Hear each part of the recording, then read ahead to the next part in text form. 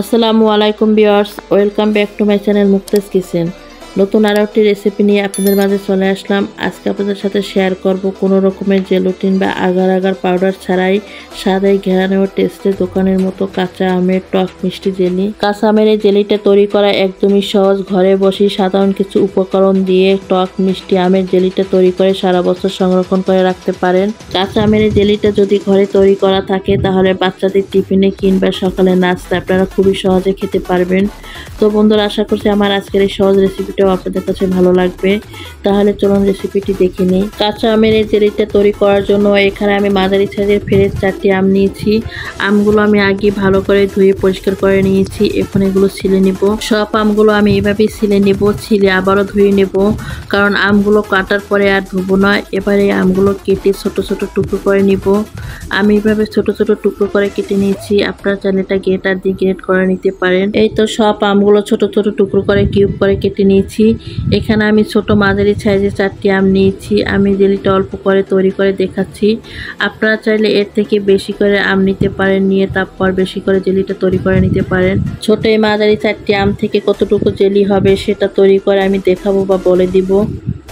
এই আমের টুকরোগুলো এখন আমি একটা ফ্রাই প্যানে নিয়ে নিচ্ছি। এখন এই আমগুলোর ভিতরে দিয়ে দিচ্ছি আমি 3 কাপ পরিমাণে পানি। এই পানিটা দিয়ে আমি আমগুলো সিদ্ধ করে নেব। আমগুলো দিয়ে আমি পানির সাথে খুব ভালো করে নেড়ে ছেড়ে দিচ্ছি। এবার এই পর্যায়ে চুলার তাপটা বাড়িয়ে দেব। আমের টুকরোগুলোতে বলক তুলে নেব। আমগুলোতে বলক তুলে আসছে। এবার চুলার তাপটা মিডিয়াম করে আমগুলো আমি 10 থেকে 15 মিনিট সিদ্ধ করে নেব। আমি এই আমগুলো 10-15 মিনিট সিদ্ধ করে নিচ্ছি। আমগুলো খুব ভালো করে সিদ্ধ করে নিতে হবে, যেন চাপ দিলেই গলে যায়। আপনারা দেখতেই পাচ্ছেন, চাপ দিলে কিন্তু আমার আঙ্গুলটা বসে যাচ্ছে। ঠিক এভাবে আমগুলো সিদ্ধ করে নিতে হবে। এবার আমগুলো আমি চুলা থেকে তুলে নিয়ে ছাঁকনি দিয়ে ছেঁকে নিব। এবার এই আমের টুকরোগুলো আমি নেড়ে ছেড়ে শুধু পানিটা ছেঁকে নিব। আমের পিউরিটা নিব না। এই আমের পিউরিটা জেলির কাজে লাগবে না, শুধু পানিটা দরকার হবে। এই আমের পিউরিটা দিয়ে আমের চাটনি বা শরবত বানাতে পারেন। আমের শরবতটা খেতে কিন্তু দারুণ লাগে। আমের শরবতটা কিভাবে তৈরি করবেন আমার চ্যানেলে দেওয়া আছে। 3-4 দিন আগে এই ভিডিওটা আমি আপলোড করেছি। লিঙ্কটা ডিসক্রিপশন বক্সে দেওয়া থাকবে, চাইলে আপনারা দেখে নিতে পারেন। আমের পিউরিটা থেকে যতটা সম্ভব পানিটা নিয়ে নিয়েছি। এবার আম সিদ্ধ করা পানিটা আমি মেপে নিচ্ছি। আমার এখানে বড় মেজারমেন্ট কাপের 2 কাপের চেয়ে একটু কম হয়েছে। এখন দিয়ে দিচ্ছি আমি 1.5 কাপ পরিমাণ চিনি।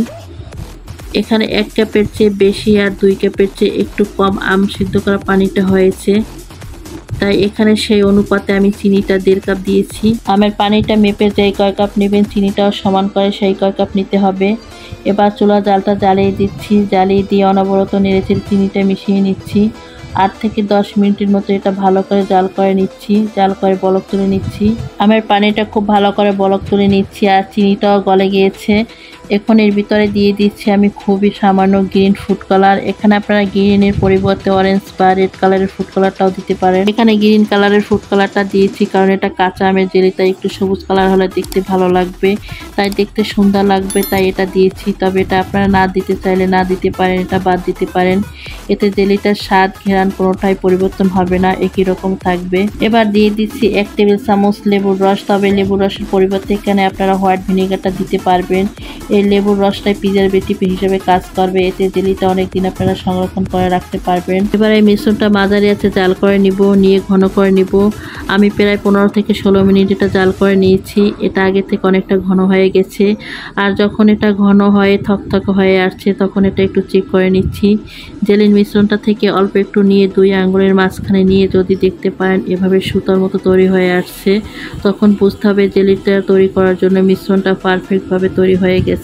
এখন এই মিশ্রণটা আমি এই পর্যায়ে চুলা থেকে নামিয়ে নেব। এটা অনেকটা পাতলা দেখাচ্ছে, এটা ঠান্ডা হয়ে জমে অনেকটা টাইট হয়ে যাবে, তাই এটাই অবস্থাতে আমি নামিয়ে নিচ্ছি চুলা থেকে। এটা আপনারা যে কোনো পাত্রে সেট করতে পারেন, তবে যে পাত্রে সেট করবেন সেটাতেই সেট করে নিতে হবে। এটা নাড়াচাড়া করা যাবে না, এটা সেট হয়ে যাবে।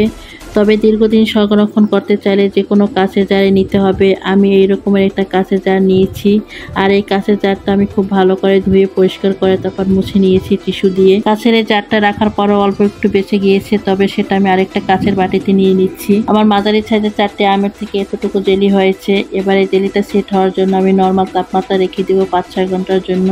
তো এটা ফ্রিজে রাখার কোনো দরকার নেই, এটা নর্মাল তাপমাত্রায় রেখে দিলেই হবে। 6 ঘন্টা পর আমি ফিরে এলাম। 6 ঘন্টার ভিতরে জেলিটা সুন্দরভাবে সেট হয়ে গেছে, সেটা আপনারা দেখেই বুঝতে পারছেন। জেলিটা সুন্দরভাবে সেট হয়ে গেছে, এখন এটা খাওয়া যাবে। এখন যেহেতু আমের মৌসুম বা সিজন, বাজারে প্রচুর কাঁচা আম পাওয়া যাচ্ছে। আপনারা বাড়িতে একবার হলো এই কাঁচা আমের টক মিষ্টি জেলিটা ট্রাই করতে পারেন, আশা করি আপনাদেরও ভালো লাগবে।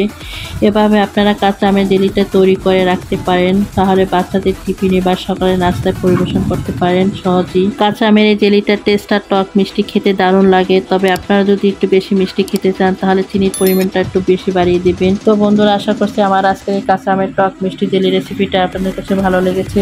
যদি রেসিপি ভালো লাগে তাহলে অবশ্যই লাইক কমেন্ট শেয়ার করে দিবেন। আর আমার চ্যানেলটি যদি সাবস্ক্রাইব করা না থাকেন অবশ্যই সাবস্ক্রাইব করে আমার পাশেই থেকে যাবেন। তো আজকে পর্যন্ত সবাই ভালো থাকবেন, সুস্থ থাকবেন, সবার জন্য দোয়া করবেন। আল্লাহ হাফেজ।